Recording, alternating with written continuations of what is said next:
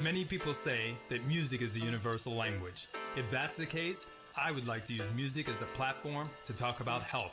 My name is Dr. Moshe Lewis, and I'm a full-time practicing physician who loves music and the way it affects our brains, our bodies, and our well-being. I would like to invite you to tune in where we interview musical artists about health matters that are important to them. But the truth is, we'll be discussing topics that affect all of us. From mental health to body image, cancer screening to stroke, our health is truly our greatest asset. So the goal is to open the dialogue on health to embrace topics that we don't always like to talk about in a way that's raw, candid, and lit. Hopefully, these discussions will improve the health of our community.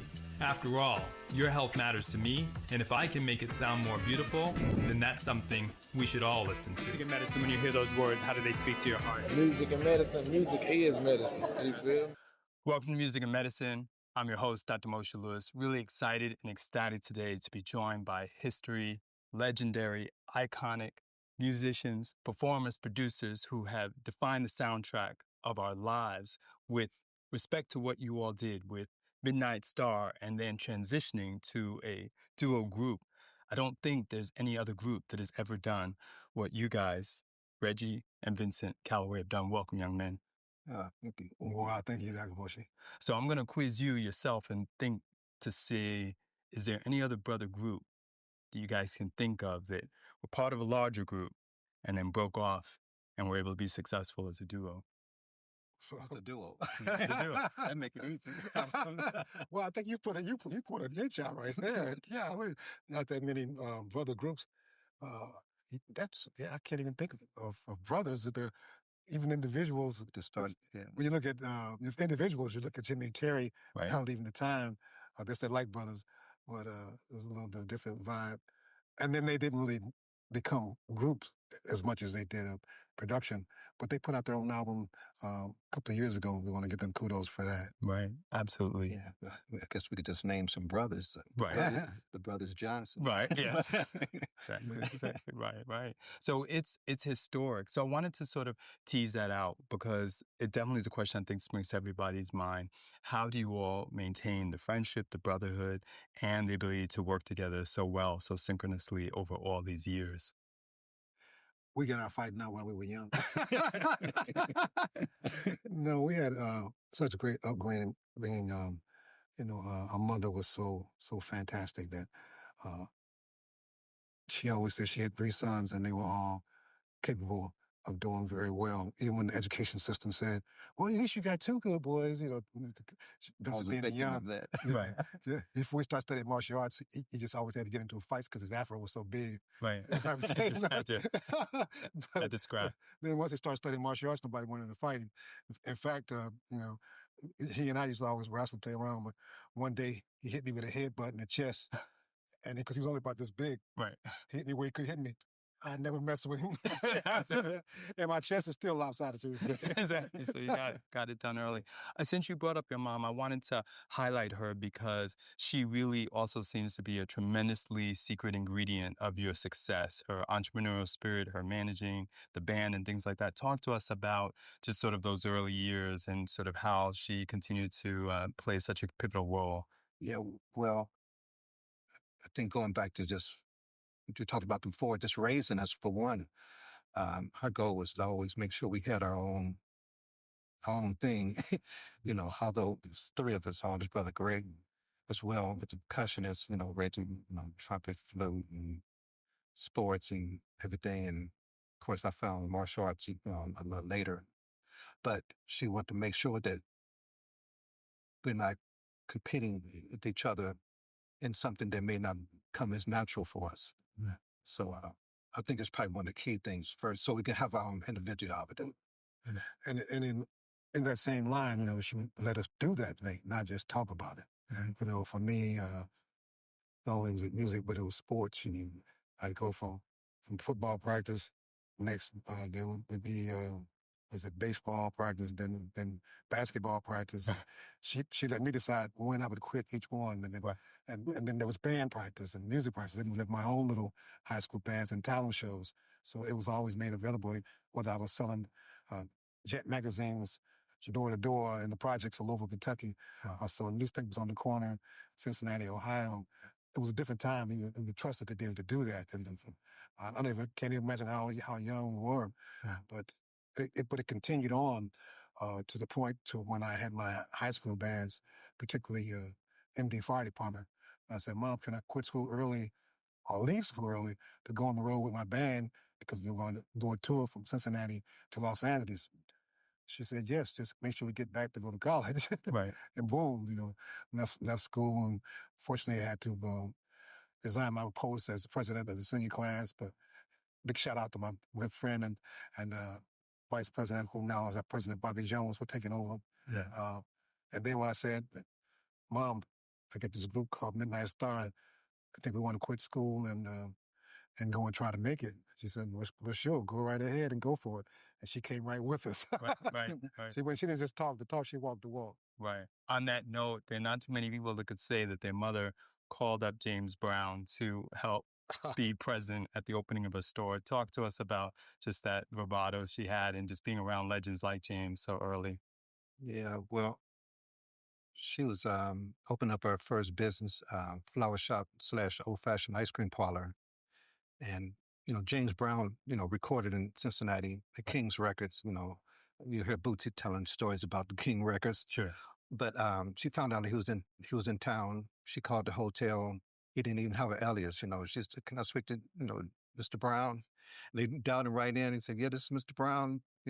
She said, "Well, my name is Gloria Larson. I'm your sister in the neighborhood, and I would like to see if you would come to my grand opening." She said, I don't sing or dance, but I'm a businesswoman." Right. And he said, "Well, if you promise that it's not a big crowd, then I would show up. Otherwise, I would just keep on going." And she said, "No, I'd just be family and close friends." So he said he would come. So he flew back. I'm not sure what the time frame, but maybe say a week later in his private jet with his wife that was pregnant at the time. And it was when "Say It Loud" and "I'm Black and I'm Proud" came out. Right. So he spent about half a day with us at the shop. Yeah, Wow. that was incredible. So we had a few of our high school buddies there, Cousins. and some cousins. Just a super proud moment. They had the buttons they passed out to us, and the power of the song "I'm Black and I'm Proud." Yeah. Kind of like sort of music we want to make a real statement. There was no statement like that. I mean, because we were going through a period of, are you colored? Are you a Negro? Are we just black? We just separate ourselves and stand up and be proud. And what an uplift, what an example. And then to turn around years later, and then we got the pleasure of opening for James Brown as Midnight Star in Washington, D.C. with Eddie Murphy hosting the show. And we actually took the pictures that we took when James Brown came to our flower shop ice cream parlor that we took with him, big 8x10s, glossy, beautiful pictures. Gave them to our road manager to let Mr. Brown see him, and we never saw those pictures again. They want to show all the evidence. We had the Polaroids that were like crumbly, like, "Oh, I'm melting." Exactly. Man, I don't want to ever make that mistake again. Sure. Wow. Besides James, who are some other people that really influenced your musical style and so your musical chops in the early years?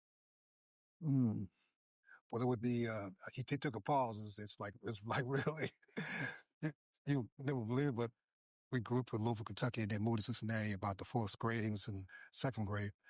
And that was really our first time seeing guys play live instruments besides at the church, which was mostly tambourine and then piano and organ, and if you had an organ.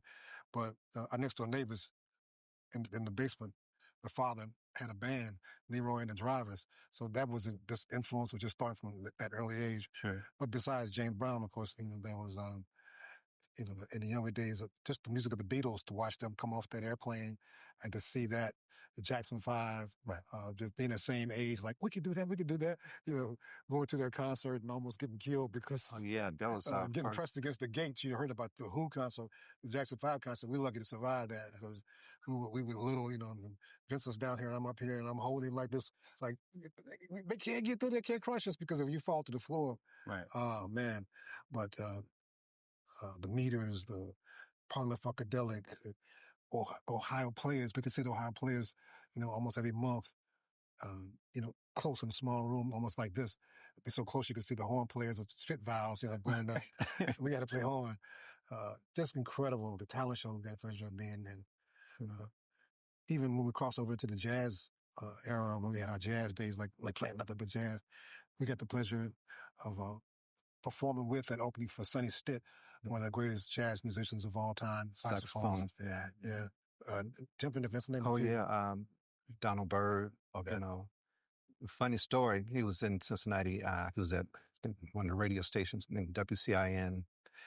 And we was listening to the radio. Oh, man, Donald Byrd's in town. That's when we were doing our, more jazz fusion type thing. So and the radio station was right down the street from us. So we drove down there and waited for him to come out. And somehow we got him back up to our house. In the middle of the night. And I'm sure our mom was probably asleep. And we said, well, we got some demos we'd like for you to hear. So he all creeped upstairs. And he was, kind enough to listen to our demos. But we just had so many great, experiences like that. Of course, Bootsy Collins is from Cincinnati. Right. I had a chance to do some, performing with him, recording with him. Fred Wesley's been over to the house. Right, Fred.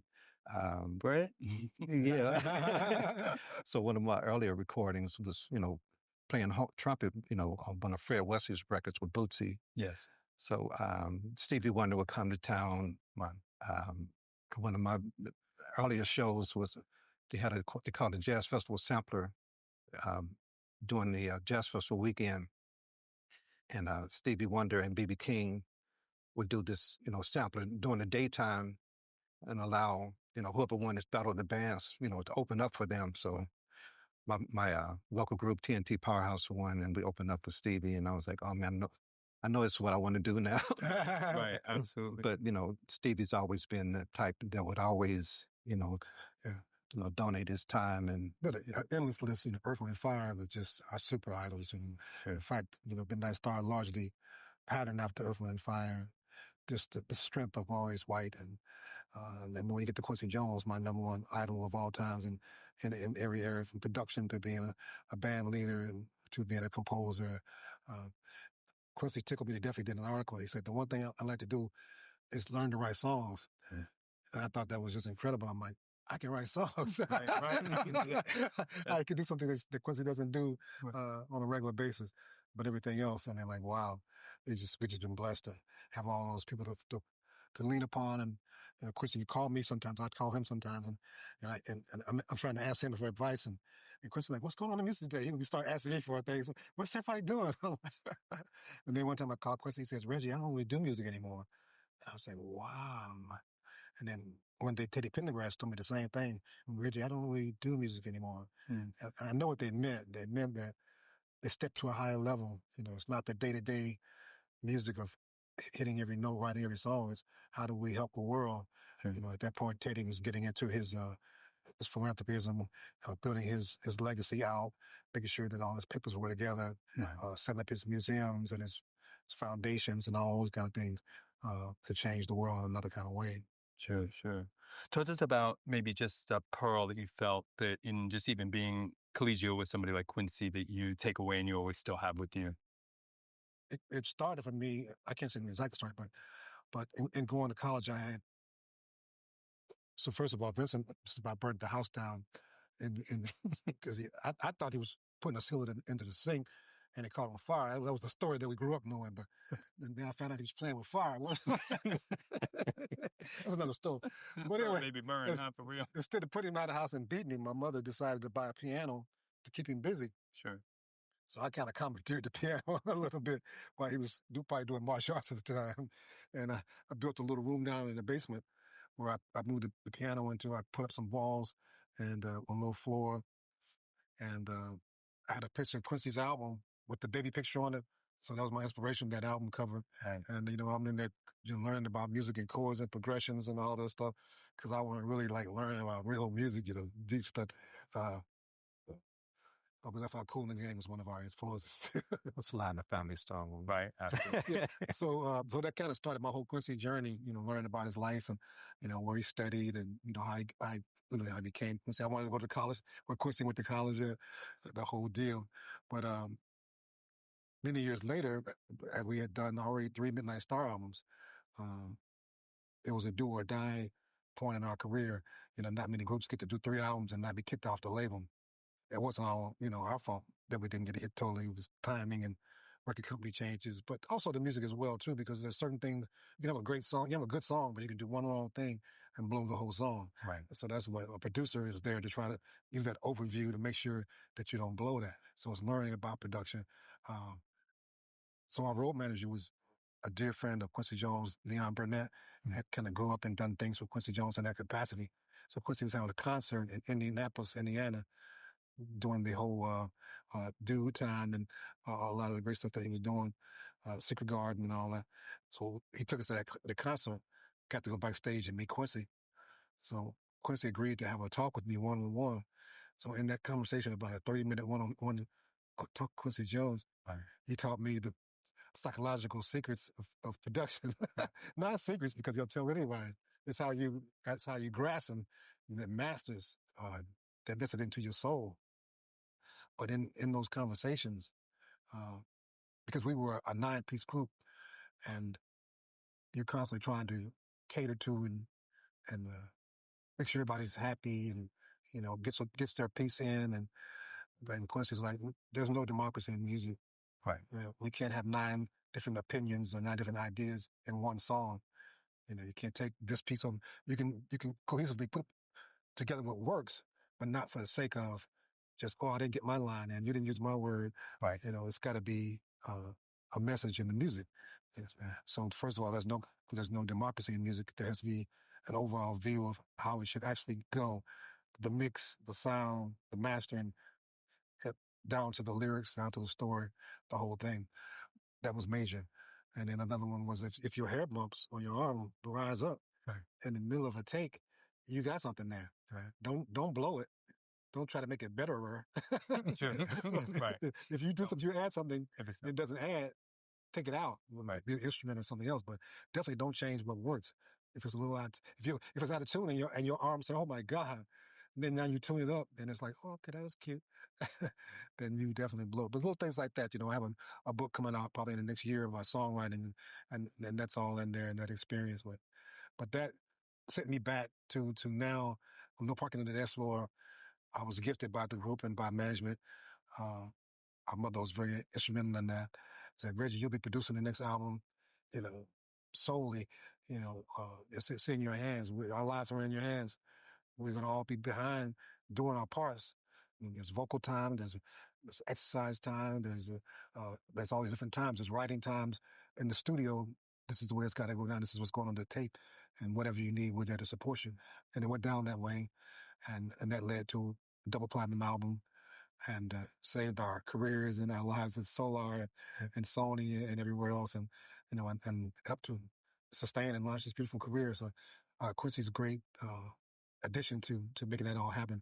And all the years before that, we had to try to get there to understand, because we still use all of our past history of skills, but it has helped to make it cohesive.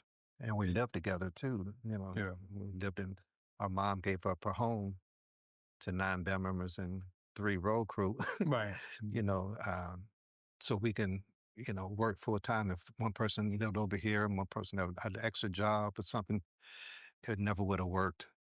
So we had a routine. We get up in the morning and I'd take them out to exercise. We'd do a 3-mile run in the neighborhood, come back, do calisthenics, martial arts, breathing exercises. Right. Then we break off, have breakfast, and then we'll break off into sections, rhythm section rehearsals, horn section rehearsals, full band, then choreography. And, so it was a whole process to, put it all together. Sure. So it's just about pulling that demo tape together and how sort of Motown's loss wound up being, Dick Griffey's gain. This guy's been doing some studying. Well, we already had on Leon Silvers and Mickey Stevenson. Oh my God! Yeah. So we were speaking of homes. We all went to Kentucky State University. Vincent joined us a little bit later, and then we decided, after doing our opening show for Natalie Cole, she was the first act that Midnight Star opened for, and that kind of gave us our start date of when we were really our career was beginning, September 1976.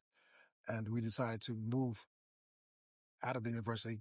Everybody kind of quit school so they could really focus, because we had freshmen, we had seniors, and there was no time to wait for the freshmen to graduate. The seniors would be too old, and it wouldn't be fair for the seniors to just graduate, and then the freshmen still had time to put in. And so it was like, we do this now and never. And we moved to Louisville, Kentucky. Our father and our uncle had access and control of our deceased grandparents' home in Louisville, Kentucky, back to where we actually are from and grew up. Vincent was born in Louisville, Kentucky. We would have been born there, my brother and I, but my father was in the Air Force, so we were born in Cheyenne, Wyoming. Right. But here we are back in Louisville, Kentucky, at grandparents' house. The house has, been not well attended after they passed away. Around the corner from Muhammad Ali's house, I must say. Wow. Yeah, so a block over. Greatness. A block over. So the dining room was the main band room. Right. The front room with the fireplace was the horn section room. Then we had the bedrooms, and then there was a sort of a war shelter in the basement, because it wasn't like a livable basement. It was like a shelter down there. The Bo would go practice on the piano at night with the mice and everything running around, and he was terribly afraid of mice. But the house was so functional for us the first time we all lived together. So most bands have to come to rehearsal, and the good 80% of us were right there in one place, and able to just get up in the morning, find some breakfast, get to rehearsing and the whole thing, and write together.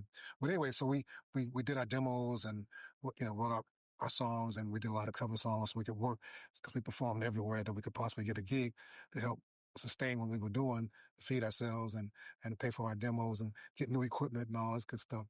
But so we made our demo and sent it around to a few places, and we sent one out to Motown. And we waited and waited, and one day we got a telegram.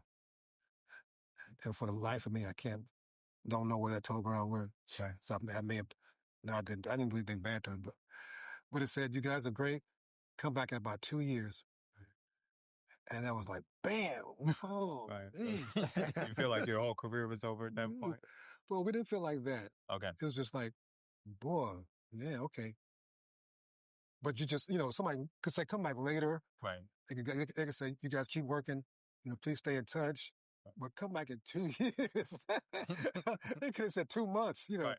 Do a new demo, come back in 2 months. But so the finality, the distinctive part of that, and they were exactly right, because 2 years later we signed with Solar. Mm-hmm. So it made us say, what are we doing here? What do we have to change?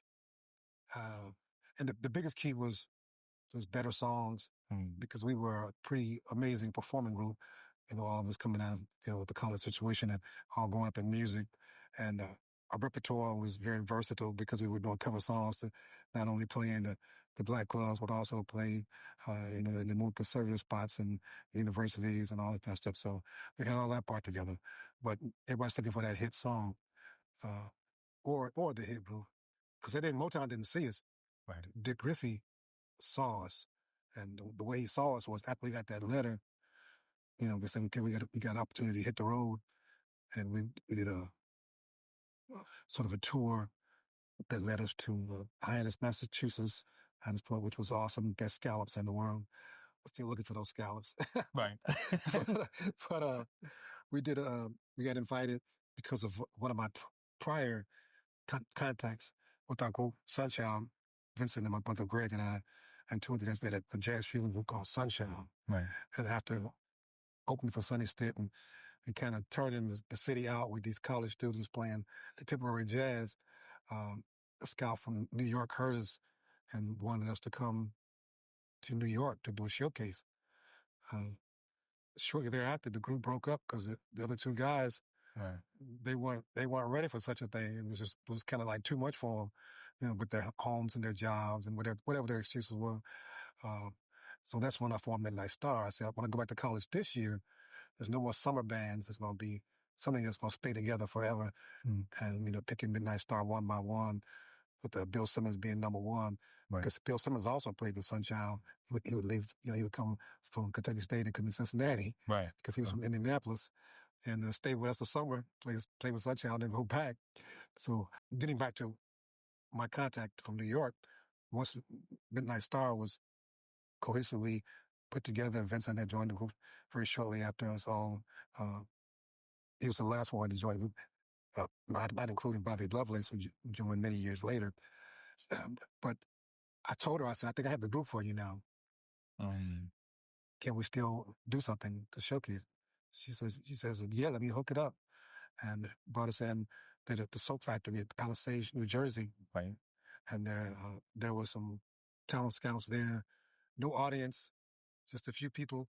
Well, it was open. The club was open, but nobody knew who we were except for these, these handful of scouts, and nobody else was in the room. So after that show, we heard from Dick Griffey for Solo Records. He says, I heard you guys are pretty good out there. I want to come and check you out. Right. But, we packed up everything and we moved like we was moving to New York. Right. There you go. Like we weren't coming back. We, put everything in U-Haul trucks or whatever, and we get there and somebody robbed one of the, I think we put stuff in storage or something like that, and people robbed a lot of our personal things. Lucky they didn't get our equipment, our uniforms, and costumes and stuff. But yeah, we're on a mission. Right. So after the showcase, like that's when we packed them, saying, "Well, we can't go back to Louisville. That's a step, That's like go backwards." Yeah. So our mom said, "Well, let's go to Cincinnati. You guys can take over the house. We'll make it work. Maybe I'll even move out and get an apartment of my own and make the whole house and rehearse, and it'll be fantastic." That's not quite New York, but at least we won't have to fight for our food every day, protect ourselves. And I mean, you couldn't even park a truck in New York. So it's like, what would you do? Right. So we packed up, moved to Cincinnati, and that's when Dick Griffey came to hear us at another club there. And he was the only one in the club when we auditioned for him. It was in the daytime. The club wasn't open. We had a good relationship with the club owner. He let us set up and perform. And wow, there's other steps, but the rest is history. Sure. Was that something that was kind of unique at that time where, he was really into music and things of that nature, so he could really appreciate it and come out himself and things like that, as opposed to leaving it to somebody else? Yeah, he was very hands-on. It was a small label. He didn't have time to sign things he didn't believe in. Right. There's not was no crazy budget. I heard a story about labels.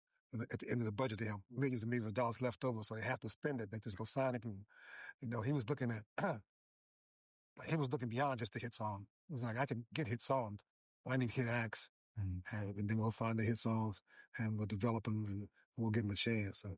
Sure. But Dick also was, I think, was a musician as well. Right. He had a great ear. Right. Drummer, yeah. A drummer. But the funny thing when we did this showcase for him, he said, "It's a note missing out of the horn section." And we say, yeah, Bill had a collapsed lung. Bill was Bill Simmons, the sax player. Right. He had a collapsed lung, so, all of his parts were missing. How ironic. I just thought about it. Bill, first member, bringing in, he missed the first major audition. Yeah. But Dick Griffey but he also said there was a vocal part missing too. It's because Bill some of the harmony parts, background vocals. We all did. But he wanted to see us again. So the second time, he came. Now we were on an Air Force tour, which really sustained us. Right. We played every Air Force base in the country except for 2 or 3.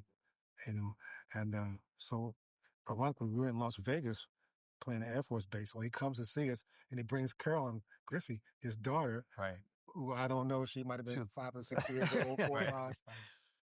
That's crazy. And now, not only is there a crowd, the place is packed because we're playing for all these airmen and officers and all. So he gets to see us in a whole different light. Right. And before he could get back home and before we could get to our next base, so like, give me a call. So I'm calling, no cell phones. So you pull over to a telephone booth on the highway. It looks like operator. We put in that telephone. I'm in a telephone booth and he's like, how would you like to sign with my little record label? Well, sure we would. Absolutely. Oh, man. So since you mentioned that song, how did you guys come up with the sound? How did you come up with that song, Operator? Because very different than the stuff you did under Calloway. Oh, man. Probably, I don't know if it was Bill and Bo. Well, first of all, it's the son or sister to Freakazoid. So, Right. and it's the sister, direct sister to electricity. So it's like, so that's where the sound came from. Right. Just taking that sound further on. But I'm not sure, being one of the writers on that, but I'm not sure who came with the exact concept. But once you get a concept, then you got to develop it. All right. So that was the fun part, developing the sound and the video and all that good stuff. But the intro, with the phone, like it's off the hook, Right. I think I was wiring up stuff to try to get all of these sounds, and then wind up connecting to an operator, Right. a real operator. Right. Right. We used to have those. Yeah, and I would always wire up the phones. And the old phones, you can twist the top off, and Exactly. had these little clips I would connect on to a little cassette player or something, and wound up calling the operator. The operator picked up, and Bo was saying, "Yeah, I just want to speak to my baby. Can you speak up a little louder? I could," But that was all, live stuff. Even things we did on No Parking. Right. The intro on No Parking was a lot of fun. Sure. That title though alone, I don't know who came up with it. Where did that come up with? Yeah, I'll have to look that one up. Right. I have to get back with you on which one of my great group members came up with that one. Incredible. Now, everybody kind of makes this decision to stay together forever. And then, like you said, that wasn't the plan. How did it come about that it seemed right to leave? Well, sometimes you know when it's right, sometimes you guess when it's right, and then sometimes it's introduced to you, and then you have to make a decision. Sometimes you know when it's right after you do it. So we definitely made the right decision knowing that it was right. But you do have a tendency after a while you get at crossroads where you're going in different directions, and then there are situations where different people want different things at different times, and some you can accommodate, some you cannot accommodate. But one of the biggest things is when you live in your personal dream, and you know that there's many things that you want to do, and life is short in terms of producing other acts, and writing other songs, the Casanovas and the Jumpstart My Hearts and the Nanda Cole and the Gladys Knights and the Bits. Many of those things would never happen inside of a group structure. So, and then starting businesses and discovering other talents and doing other things. And, yeah. So, and then, this, even down to everything that we want to do, writing books, making movies, and creating videos that are more of your own mind. And then when your services, when you've given everything that you have to give, and you want to give more, but it's not needed at the time because people want to do things their own way. They want to, they want to reach their goals or have their particular thing. So rather than tear something apart and make it a total mess, lots of times it's easier and more kind to step back and say, okay, well, we'll do things this way, and then with Vincent joining me, it's just a natural path to create a whole nother world. Sure. There was a time where Solar had, all these phenomenal acts, and it seems like they were unstoppable between Shalimar and, Midnight Star and so many groups. Dynasty. What do you sense may have been going on there that also maybe was keeping you handcuffed? Oh no, I think one thing is times changed. Right. Every group has to make the shift of styles of music and make those changes to where what was hip before is not quite so hip. It's like the Whispers were great at embracing new styles by bringing in the young producers. Right. But those same young producers would have to bring in the other young producers, right. which probably didn't happen as much. Yeah. So you get that breakdown, that gap where, and then it's also the distributors, whereas Solar is so hot, I can imagine that every distributor wanted to take over them and buy them out and control them, which eventually did happen. So that cuts up a lot of things. One of the biggest things is when Solar began to be on the cutting block, the selling block. When the big distributor took over, they dropped everybody. Right. Everybody but Babyface, Right. Sony. So now that you're used to having a record deal and having your albums paid for and your marketing and distribution promotion, and now you're a little bit older too, so you're not the fresh thing on the block. Right. You can't just go get you might be able to get a smaller deal, but now you're just further and further in debt, and then you forget. It's a whole cycle. Then you got to go perform more, and then you don't have time to make a record because you always perform. Right. Yeah, but that, not having that label behind them, and I think Mr. Riffy got, there's things he wanted to do. Right. He wanted to do politics. He wanted to do oil and discovery and perhaps become, the first black billionaire. He had high goals that, you take your eye off some situations. He wanted me to take over the A&R department. I never really tell that story. Right. And that's a question that's like, I should have done that. Why couldn't you have done both? You could have been an artist and taken over the A department. This is, I was still a Midnight Star, and I'm like, I still think I got a few more years on the stage left. Right. I think I'm enjoying this. I don't want to leave the band. And the part of that transition, that young gun, he was looking for him. Sure. And I was just like, I was still being an artist. Right. So it's a heck of a lot of things that happened.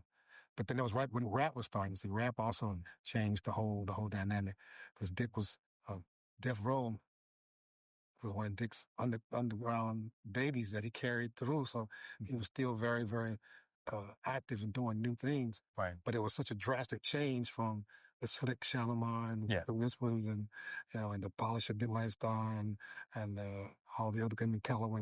Because we were on Solar as well. So that, and not really the passion. When your passion is music with chord changes and progressions, because Dick was a jazz head. Right. He just at the end of the night, we just go hear some jazz together, we have some steaks and some great cocktail and listen to jazz music, and then we go do R&B. But rap was like, okay, we're not really ready for that right now. Right. Yeah. So timing is everything. Sure. Absolutely.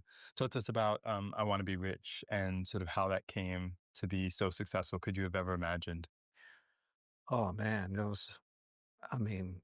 just the concept itself, it seems so obvious that it would be a hit, but and sometimes those things come about just by we're actually being under those type of circumstances where you just around the house, might be a bad day or might be a decent day, but I think Melvin Gentry, was Reggie will always tell this story, but saying that he was just humming, I wanna be rich, and sometimes things like that kind of you're just kind of joking around, Right.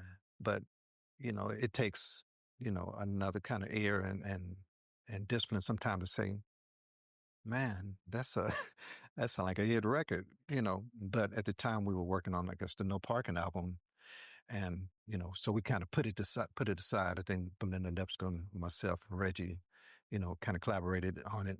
But it wasn't until we had our first solo project.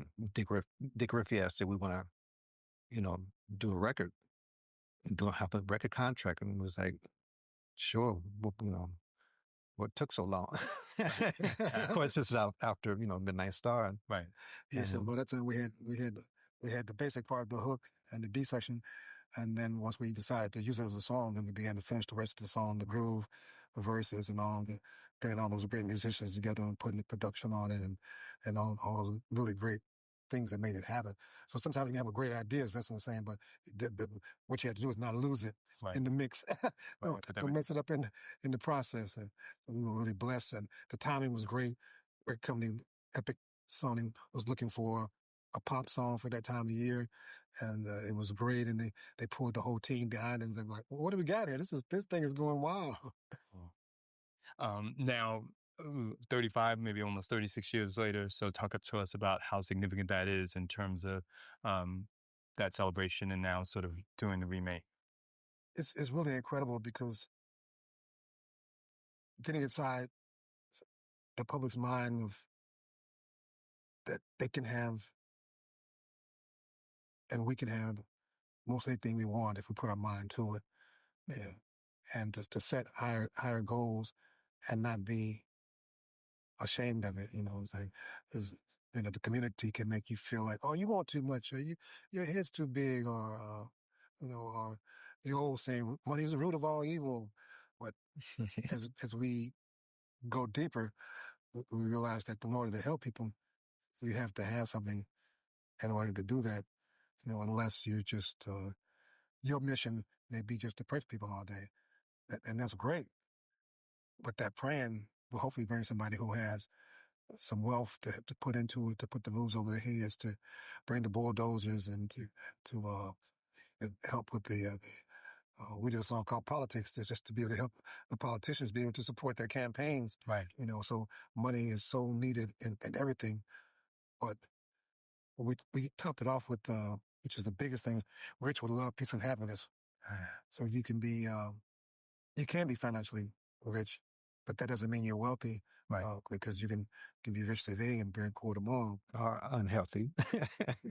Actually led us to Six Pack, which I know we'll talk about today, Right. which is the culmination of all. But to do the 35th anniversary, as you say, what made us do that? We wanted to bring it to another generation. Right. Because it's really amazing, a song can stand up at the test of time. And to hear one of the reaching the grocery stores as you're walking through, I have people calling me from South Africa or wherever. They playing your song in the grocery stores. Which one? I want to be rich. I'm like, yeah, Lee, that thing's got legs. Right. Yeah. And to do a version, we specifically wanted to do it for the younger audience. We changed the whole style, the whole beat, but kept the vocal and the message the same. Right. In fact, we did a sound alike, which was the very exact sound, and used that sound alike vocal to create this new version, so that we own the whole project and the whole record. So, and that's one of the biggest reasons is the ownership, to own a master, that when the licensing time comes around for TV commercials and things of this nature, that we have another iron in the fire. Right. There's two types of royalties in the situations: publishing and master ownership. Right. And to participate in both sides can make a big, big, big difference of being able to elevate your whole company and your whole thing. So talking about being rich and being wealthy, making those money moves Right. that lead to that. What other great vehicle we have? I want to be rich cups. Right. And we've even grown into I'm going to be rich for all you folks out there to really get the mindset totally right, because the psychology of that is so important. Absolutely. And certainly without further ado, talk to us about Six Pack and what it means to you guys. We're there. Oh man. So going into that, so as a takeoff from that, as we mature, as I was saying, to be rich is very temporary. To be wealthy, it should be something that feeds itself. Money making money, money moves making money moves, good decisions making good decisions. So we want to take that to a whole different level, and we started out by just dealing with the health side. And one sign of health, of course, is the body, and six pack is a sign of maybe muscular strength or a good solid inner core from a strength side. And we played with that a few years ago, and then let it simmer for a while, and then more study. We're always studying. And I'll let Vincent pick it up in a minute off of a martial arts side and the spiritual side. But we realized that to be truly wealthy, why not have it all? So six pack is based upon 6 principles or 6 pillars of health and wellness. It's not just the physical. It's not just the stomach. It's not just the arms. It's the mental, the physical, the social, the emotional, the financial, and the spiritual. And then riding over here, we reflected on the time. Each one of those takes time. You need to have time to develop to all of those. So time could be the missing pillar, because if you don't spend time with each one of those, you won't gravitate towards them. So Six Pack is like our legacy song as we go through our ailments of just, simple ailments of aging or of neglect or wear and tear or being on the tour bus and not brushing those teeth at night. How do you brush your teeth on the tour bus? Why didn't I brush my teeth on the tour bus? We'll jump in there, Vincent. We'll break a few of those chords down. Those. Well, martial arts has been my passion and my journey for a lot of years. I've learned so much through it. 50 years of training and finally getting my grandmasters in the martial arts. And I had some and have some great teachers that was able to, pass on, I'll say things that I've inherited. I always heard my last instructor talk about what he inherited from his teachers. We think inheritance as sometimes, monetary, but, you know, special things that keep you healthy, so I've been continuing training, like I said, starting off training Midnight Star, and every situation I get in, I'm always, trying to, share, some of the things that I'm passionate about. Sure. But patience is another, key word, because, you can try to rush things and you can get there too fast, or you can injure yourself, or you don't have the stability to sustain, what you're working on. Our students that's in their, teens and, 40s, 50s, 60s, 70s, 80s, and at this stage, what can you do to stay healthy? Then if you're in your 80s, your goal may be just focusing on balance, Right. regulating your breathing, Sure. Just concentration, if you have an injury, therapists say, okay, I need you to hold this particular stretch for 30 counts. Yeah. So I'm always saying, okay, let's hold them for 10 breaths. Right. Because if you breathe, the 10 breaths will equal Sure. or surpass that 30 count. Because if you're in pain, like I've been in the past few days, it can be 1, 2, 3, 4, 5, 6, 7, 8, and you're holding your breath, but yeah, martial arts for me has been something I've been able to stay focused on. I'm also an artist. I do portraits. I do Asian style art, and I taught myself how to write in Chinese, do Chinese calligraphy, and all those things were from the martial arts. But it's a thread. Sure. It's a thread. Before I would say, man, I'm a musician here, and then I'm a martial artist here, and then I'm an artist over here. But it's all just the creative arts. So the things that we do, Reggie's a martial artist, so all the things we do, try to, keep ourselves healthy, try to find a balance. It may not be equal balance, but, you just trying to find a decent balance. And then you got to think about, how you eat, are you eating a bunch of stuff, crap that, is not good. Right. And sometimes you need a little wake up call, and sometimes the body wake you up. Right. Sometimes you need a little dessert. Yeah, exactly. Yeah.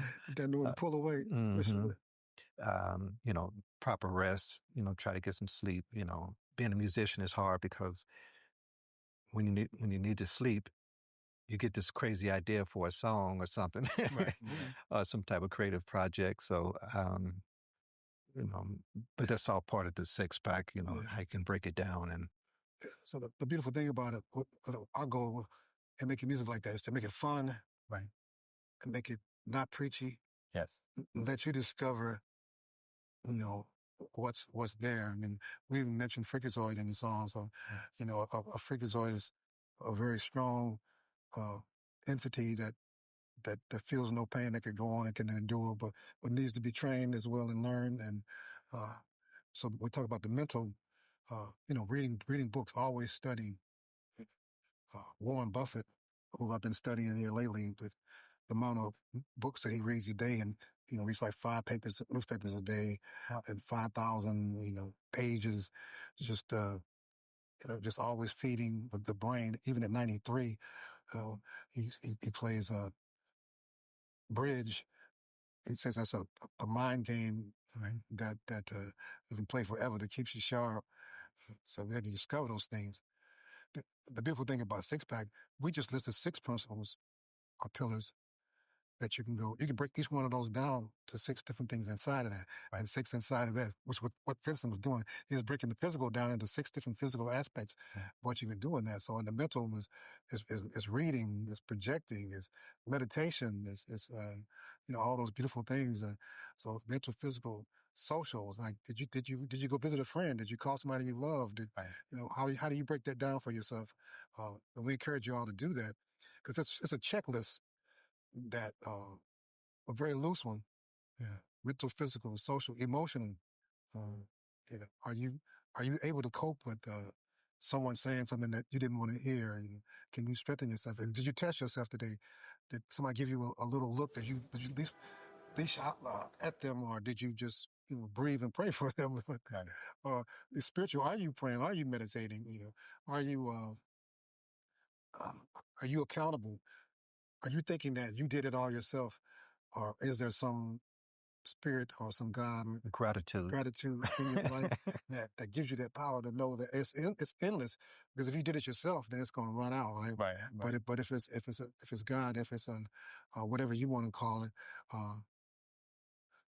it's just it never runs out. Just like the six pack, this six keeps multiplying in terms of how you can divide up and how you can express it. But what a proud moment to we just had a friend today said that it jumped up on his Spotify. Right. I said, how did you hear it? And we're an independent label. We're that small label. Right. So we're like, yeah, we're doing something fun. We're doing something right. We're not just, giving up because I just turned, can I tell how old I am? Sure. We wouldn't know. I just turned 70 and it, I was like, oh, wow, that hurts. Right. But, people always wonder why they can't hear new music by their favorite artists. Right. Because it is difficult. But we as artists have to find a way. We have to find a team. We can't do it all ourselves. We have to build a team, find a team. And if you stretch it out over a period of time, you can't do it yourself because you're not trying to say, well, I'm going to put on a new record next week. It's like, no, this might take you 2 years, but it's step by step that you get it done. And as long as you do get it done, as long as you have a passion for something, then it's possible. But I encourage everybody to walk down that road. And I encourage the audience to support your favorite independent artist, your classic favorite independent artist, because getting back to the financial, it takes the financial, and things are not cheaper today. When they are more expensive, in the old days, you wouldn't believe how records were getting played. It didn't take as much, right? And you didn't have to talk to my people's people. Right. You go right to the DJ and say, man, you like this song? Right. If they liked it, it was a great chance they might play it. So we're not quite in those days on the mass market. There are still a few guys like that, and we appreciate them so much. So Guy Black, I'm talking to you. It's coming your way. Tomorrow you're going to get Monday, you're going to be the first one to get the new 6-pack for radio. But yeah, so 6-pack is just really like we're here. It's almost like we're back. We never went anywhere. We put out some motivational songs. Like I said, a few years ago, we put out a song called Politics, a song that we wrote for Earth, Wind & Fire many years ago. And they didn't use it on their album, but they sent us a special thank you and also put our name on their album with a special thanks to Calloway Brothers for their contribution. And then when one of the biggest, most powerful elections of the world came about, we decided that for Calloway, we finished that song, ended up rewriting it to match modern day times. And now Jay King uses it on his radio show as an opener for his show, which was, it's probably, it's old now, but it's just keep on living. Right. When the big flood was in Houston, we wrote a song about the flood, to get people to contribute for the books that were lost and the libraries. And they had the Whispers on there, which is, we miss you, Walter, and Scotty, we love you. They called them and said, would you come? And did it. And then where you want to be at what time, Sister Sledge, Kathy, who else was on there, Vincent? Herman Jackson. But just great musicians. Yeah, was it Freddie from Washington on bass? And a lot of great musicians, Yeah. So just doing music for the sake of music and for the sake of the message. Music for the sake of message. Whoa. Yeah. There's another song. There's a song where I catch a few of those every now and then. But a pleasure. We've been selfishly privileged today to hear from the Calloway Brothers, who not only are talking about legacy, but trying to leave a pearl, as they say, message in the music. And this new song that they're promoting, 6-pack, really is so complex and so profound that not only does it have a very obviously spiritual as well as physical message in terms of really trying to build some of those inner pillars of strength, but also, as Vincent pointed out, has a lot of deeper layers which relate to breathing and technique and reaching out and psychosocial ways of trying to help one another. So we continue to be privileged to have them with us, to have legends in the house, legends in the building, who not only are continuing to increase their repertoire of music, but also trying to leave us some pearls of wisdom that we can grow upon. Even more importantly, I heard the message about independent artists and us continuing to support one another. The shout out to Guy Black, DJ, to a lot of the artists that are out there doing other things and making those money moves to help other artists continue to get their voice out, even in a much more complex dynamic. So we hope that you will continue to feel encouraged not only to take care of yourself, but to support these young men as they were hinting at entering in their seventh decade. Over 50 years of their music, we've had them through various different genres, and they've formed the soundtrack of our lives. And for that, we are eternally grateful. Thank you. All right, thank you. Thank you.